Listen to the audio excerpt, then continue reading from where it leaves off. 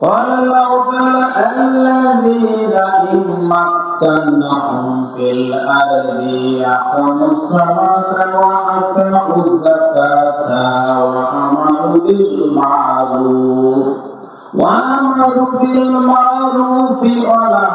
عن المنكر ولله عاقبة الأمور. Allahu Akbar. And they are those who তারা হচ্ছে এমন যারা if we give them the authority or power in the land, যদি তাদেরকে আমি জমিনে ক্ষমতা দিই, they will establish সালাত, তারা সালাত কায়েম করবে, and give যাকাত, তারা যাকাত আদায় করবে। command what is right, তারা সৎ কাজের আদেশ দেবে, forbid what is wrong, অসৎ কাজের নিষেধ করবে। and to Allah subhanahu wa ta'ala belongs the outcome of all matters, আর সব কাজের পরিণাম আল্লাহর কাছে। কার কাছে? আমরা ভালো মন্দ যাই করি না কেন কার কাছে থাকে? কার কাছে থাকে? আল্লাহ সুবহানাহু ওয়া তাআলার কাছে। কার কাছে? আমাদের ফলাফল কার উপরে? কার কাছে? আল্লাহ সুবহানাহু ওয়া তাআলার কাছে। ঠিক কি না? আপনি ভালো কাজ করেন কিংবা মন্দ কাজ করেন, যাই করেন না কেন, আমাদের যে দু কাঁধে দুজন ফেরেশতা নিয়োজিত আছে, আছেন না? ফাঁকি দেওয়ার কোন সিস্টেম আছে? নাই। আমি যদি ভালো কাজ করি সেটাও লিপিবদ্ধ হচ্ছে, যদি মন্দ কাজ করি সেটাও লিপিবদ্ধ হচ্ছে, এবং তা আল্লাহ সুবহানাহু ওয়া তাআলার কাছে কি পেশ করা হচ্ছে। ঠিক কি না?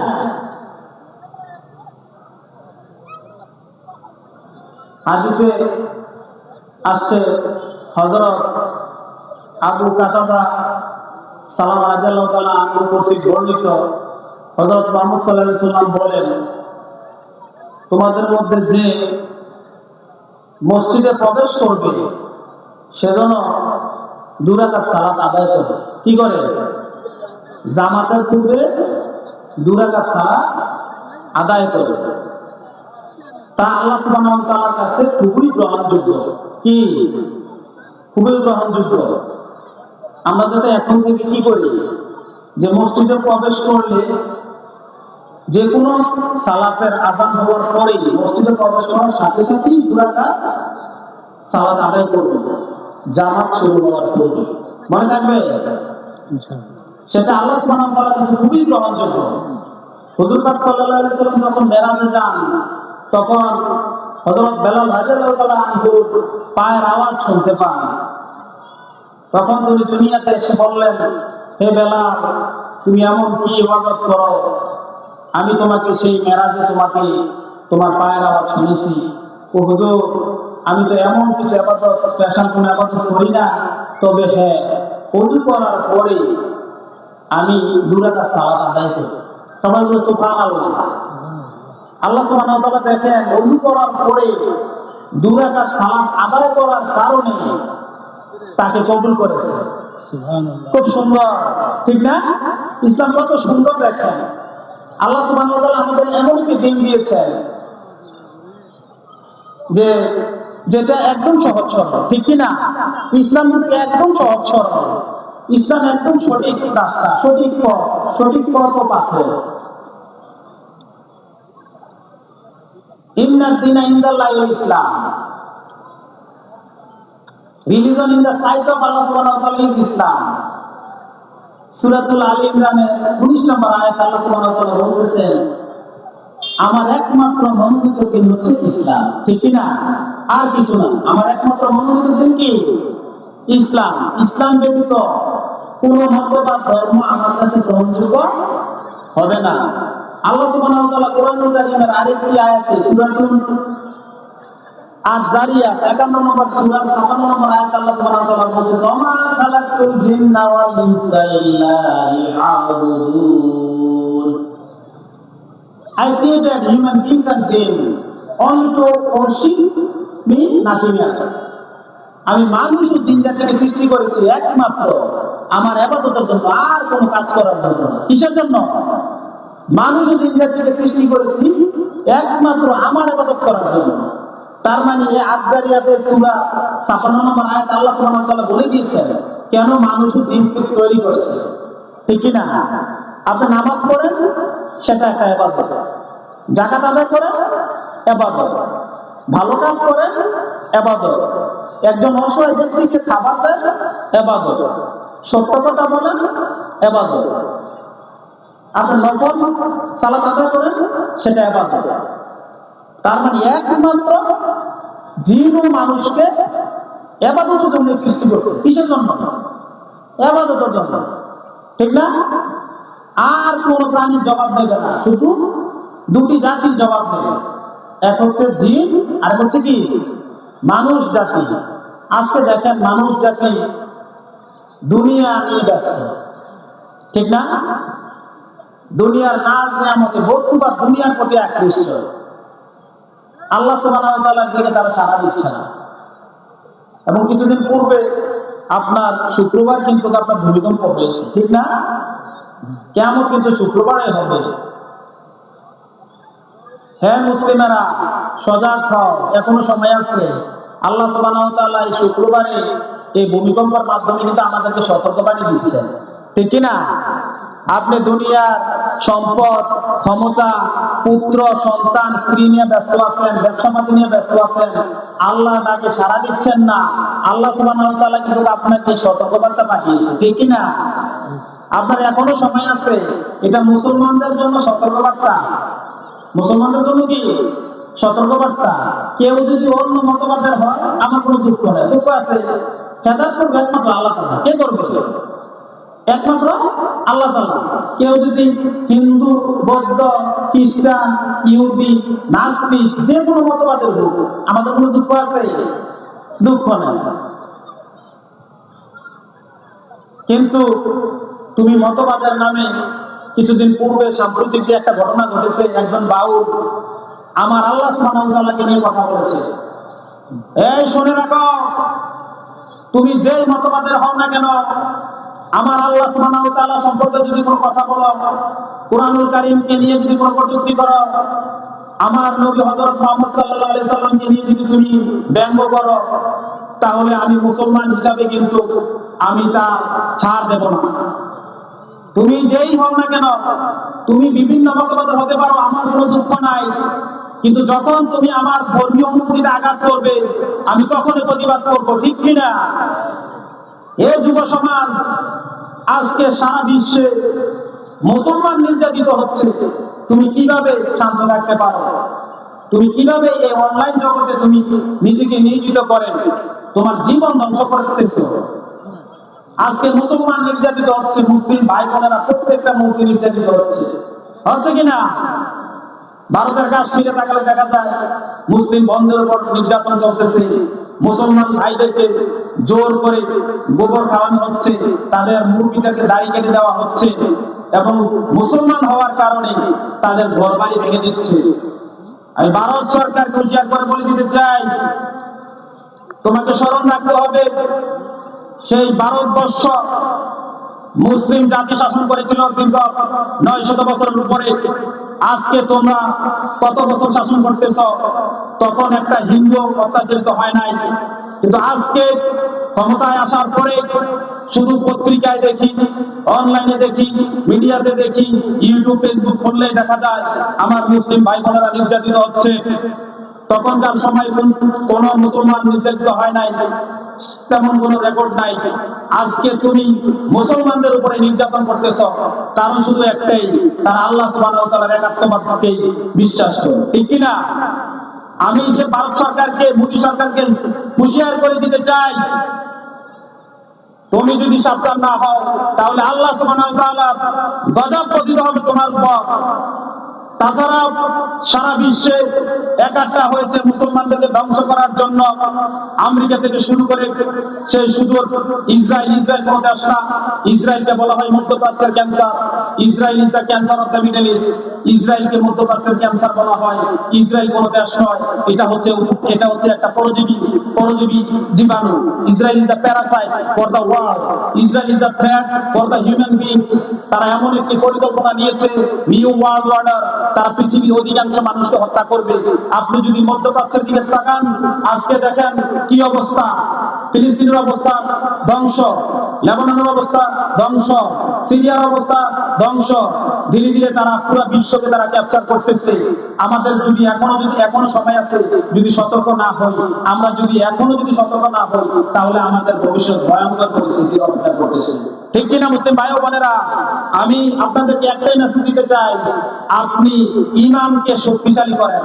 ঈমান ব্যতীত আপনার কখনো আপনি শক্তি পাবেন না ইসলামের শত্রুদেরকে মোকাবেলা করার জন্য। ঠিক কিনা? ইসলামের শত্রুদেরকে মোকাবেলা করতে হলে আপনাকে ঈমানি শক্তিশালী হতে হবে। ঈমানি শক্তিশালী ব্যতীত আপনি কখনো তাদেরকে মোকাবেলা করতে পারবেন না। একমাত্র আল্লাহ সুবহানাহু ওয়া তাআলার কাছে ঈমানই হচ্ছে সবচেয়ে গুরুত্বপূর্ণ জিনিস। ঠিক কিনা ভাইরা? আমি আপনাদেরকে বলতে চাই, ইহুদি, নাসারা, খ্রিস্টান সবাই জানে যে আমাদের হুজুর পাক সাল্লাল্লাহু আলাইহি ওয়াসাল্লাম, হযরত মুহাম্মদ সাল্লাল্লাহু আলাইহি ওয়াসাল্লাম যে একজন নেতা। ইহুদিরা একমাত্র একটা কারণে তারা মানতেছে না। তারা তাদের ধর্মগ্রন্থ গবেষণা করে দেখেছে যে শেষ জামানায় ইসমাইল আলাইহিস সালামের, হযরত ইসমাইল আলাইহিস সালামের ঘরে একজন নবী আগমন করবে, নাম হবে মুহাম্মদ।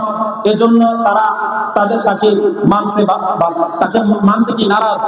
হযরত মুহাম্মদ সাল্লাল্লাহু আলাইহি সাল্লামকে একমাত্র একটাই কারণ যে উনি ইসমাইলি বংশে। কোন বংশে? ইসমাইলি বংশে। কেন বনি ইসরাইল বংশে ইহুদি গোত্রে কেন আসলো না? তাদের শুধু একটাই ক্ষোভ।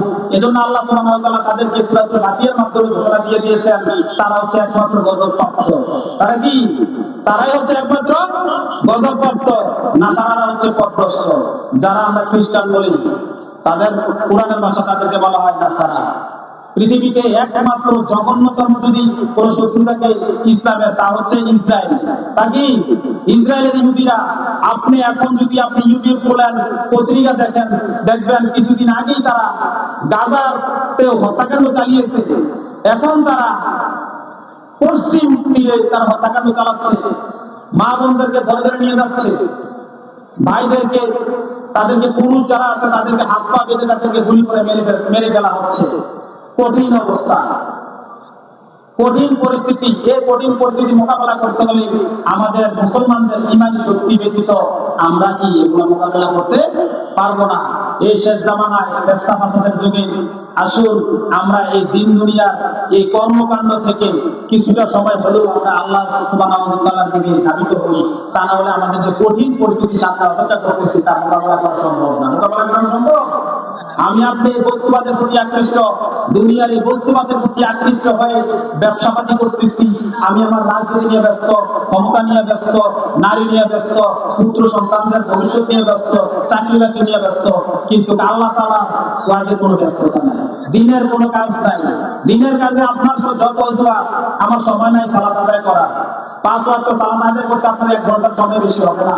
আল্লাহ সুবহানাহু ওয়া তাআলা আপনাকে 24 ঘন্টা টাইম দিয়েছে, যে 24 ঘন্টার ভিতরে 23 ঘন্টা তোমার যা মন চায় তা করো, কিন্তু 1 ঘন্টার মধ্যে তুমি আমার কাছে ব্যয় করো। 5 ওয়াক্ত নামাজ তুমি আমার কাছে ব্যয় করো, তুমি আমার কাছে চাও। তুমি কেন দুনিয়ার মানুষের কাছে হাত বাড়াচ্ছ? তারা তোমাকে ভিক্ষুক বলে অপমান করবে, তারা তোমাকে খাবার দেবে না, তারা তোমাকে সাহায্য করবে না, তারা তোমাকে ধিক্কার দেবে।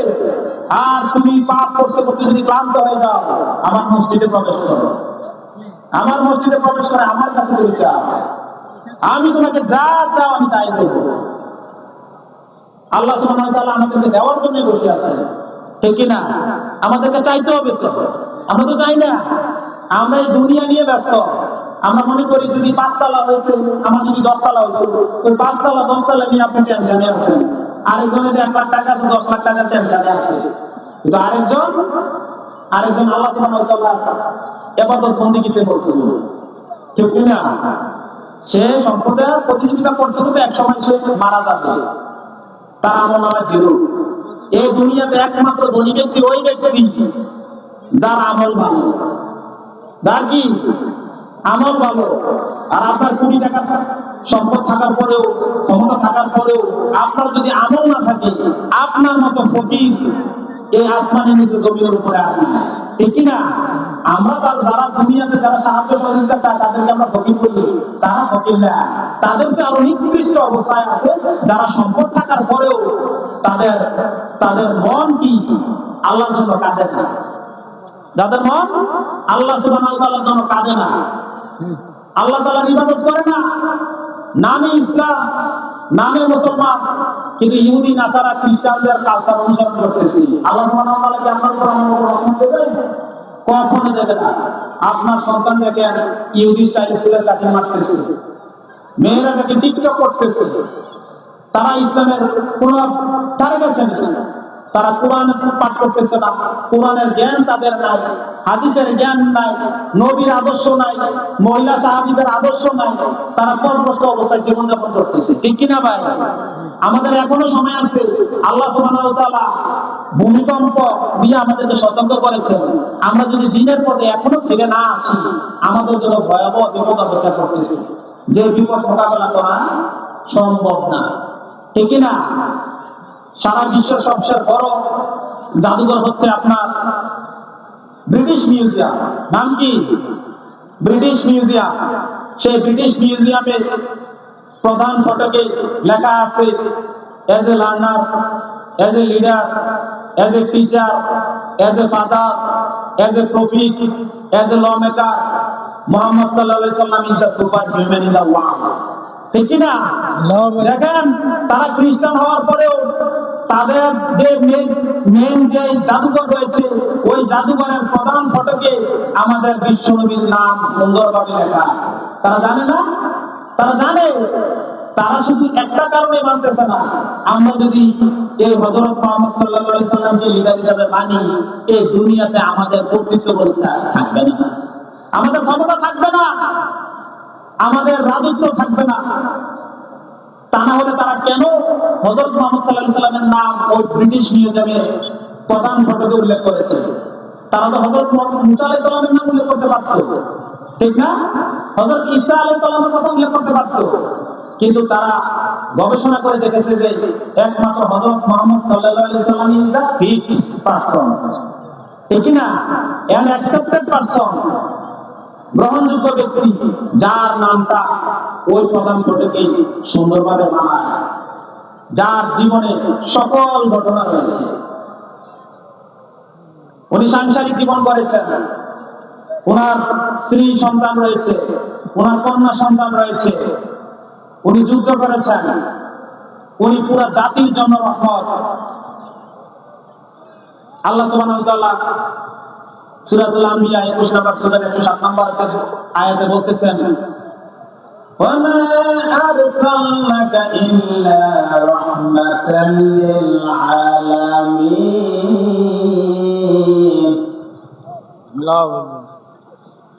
ও নবী, I sent you as the mercy for the world. আমি আপনাকে দুনিয়াবাসীর জন্য রহমত স্বরূপ প্রেরণ করেছি। কি স্বরূপ? রহমত স্বরূপ প্রেরণ করেছি।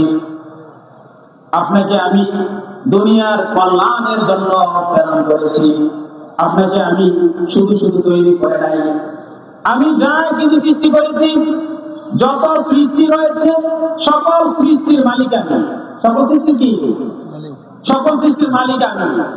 সাত আসমান সাত জমিনের ভিতরে যা কিছু আছে, মানুষ, জিন, প্রাণী, মানে যত কিছু আছে, জীব জড় যা কিছু আছে, সবকিছুর মালিক আমি। সবকিছুর কি মালিক আমি। আর আমি যতটুকুর মালিক, আর আপনি ততটুকুর রহমত, ঠিক না?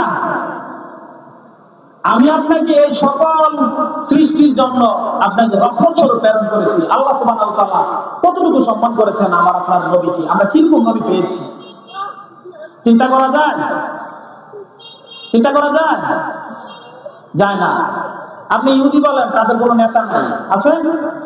তারা গজব করে। নাসারা বা খ্রিস্টান বলেন, তাদের কোনো নেতা নাই, আছে?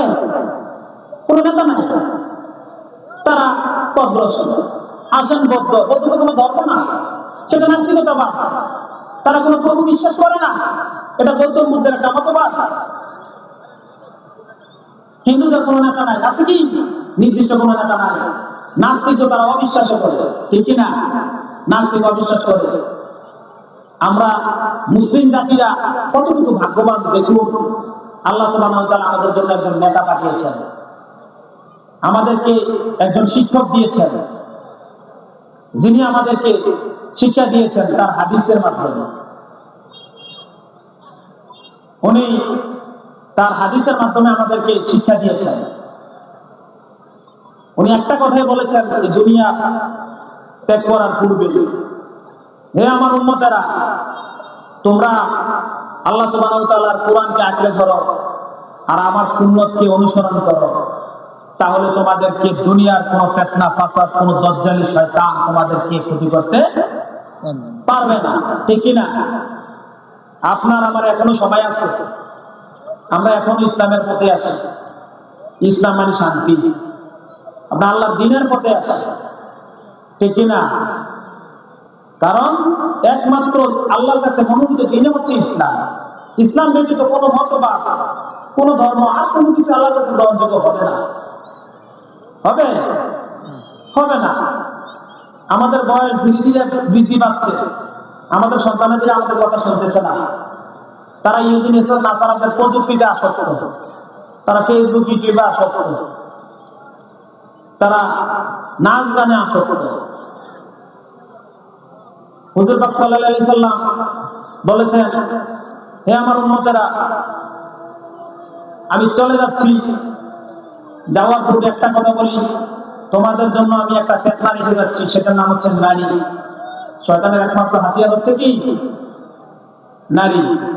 এই নারী থেকে তোমরা বিরত থাকবে, তাহলে তোমাদের কল্যাণ নিহিত হবে। আমা তৌফিক ইল্লা বিল্লাহ। আসসালামু আলাইকুম ওয়া রাহমাতুল্লাহি ওয়া বারাকাতুহু।